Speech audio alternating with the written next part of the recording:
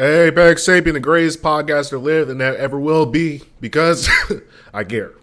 Well, we got to talk about genius. See, people get genius mixed and screwed with IQ. That's horse bleep, horse bleep, horse bleep, horse bleep. Genius is the result of tenacity and curiosity. See, there is no human that's some special human that has all these great gifts and that has everything just figured out. It doesn't fucking exist. The only way that you can be able to become a genius is through just never stopping. The more you keep going, the better you get. And see, what people don't want to accept is that in order to get to the top of any particular field, you have to have a certain tenacity of just never giving up. You got to keep going, keep going, keep going, keep fighting until you get to the top. And even when you get to the top, there's still another peak to fucking climb. It never ends. And this is why curiosity is such an important part of the equation. Because if you don't explore what you're curious in, you won't be able to have that type of tenacity you need to be able to conquer your goals and get to the highest level of mastery. So it's a unique combination of tenacity and curiosity. And this is why all great geniuses happen to be scientists. And when I say scientists, I don't mean somebody that just goes in a lab, puts on a lab coat, and says, I'm highfalutin and I know everything. No. A scientist is somebody who wants to explore. Somebody who's always testing things out, see what the fuck happens and see what the results are, and then try to make a conclusion based off that. And the only way that you can do that is by testing things. You got to go out there and explore, touch, finagle, maneuver, manipulate. If you're not manipulating and messing around with things, you'll never learn anything. And if you never learn anything, you can never be a genius, because genius is the equation of learning. It's a constant growth. You can only, and here's the funny thing about geniuses. Geniuses don't actually think they're genius. Geniuses think they're dumb. Like, I think I'm a dumb. People say I'm smart, but I'm like, brother, I ain't that smart. I just been doing it longer than most people. And once you kind of realize that by doing things routinely over and over and trying to get better, like piano, for example, you don't get better at piano just because you pick up a piano and you start playing. No, you have to have like a curiosity, like, what is if it happens if I press this note? What happens if I press this note? What happens if I press this note? And the more you keep pressing and the more you keep playing around, eventually you do this thing called learning.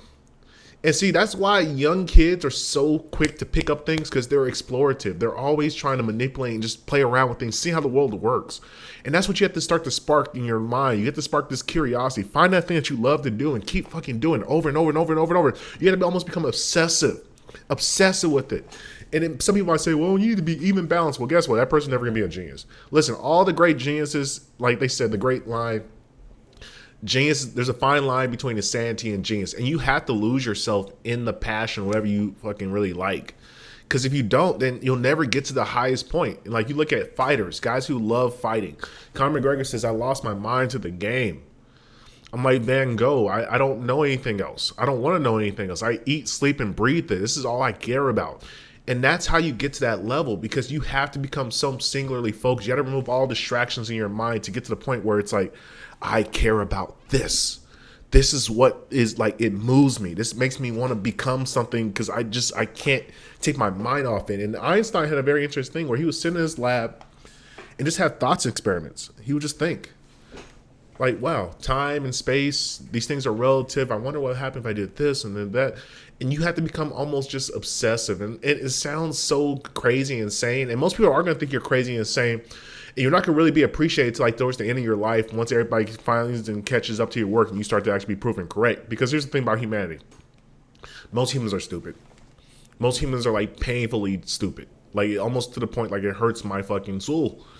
And because it hurts me, it's like one of the things that really fucking enamors me about people is people are saying space is fake. And I just wonder, like, why? How can space be fake? Like, space is around you. You put your hands out, this is space. I think a lot of people don't understand what that means. And so for some reason they look up in the sky and say, that's not real. It's like we live in a dome. I guess we live in a dome, but I mean, all these scientists and all these rocket engineers and people who send things up in through the atmosphere and goes out far, and we got satellites and things, like that would be a pretty big hoax to be able to like go through a lot to try to manipulate people and thinking that space is like real. It doesn't make any sense. And that's what I mean with most people. Most people don't think too deeply in everything. Everybody kind of looks at everything surface level. But when you become like this obsessive person who's always thinking about everything in the universe and your mind's always going,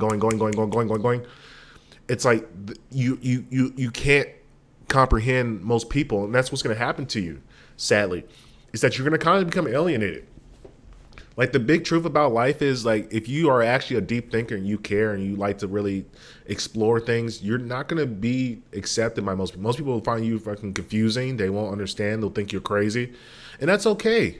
That's like I said. Like there's a fine line between insanity and genius. The average person is not going to see the genius. They're only going to see insanity. But as long as you're a sound mind, you don't let it get to you, you'll be all right. But once again, you have to have that tenacity. You have to have that just that urge to fucking keep doing shit that even though you don't know it works, you gotta keep doing it. Like I think for example, Thomas Edison fucked around with electricity. I don't know how many goddamn thousands of times before he finally got it to work. Same thing with Tesla. All these guys, they were obsessed.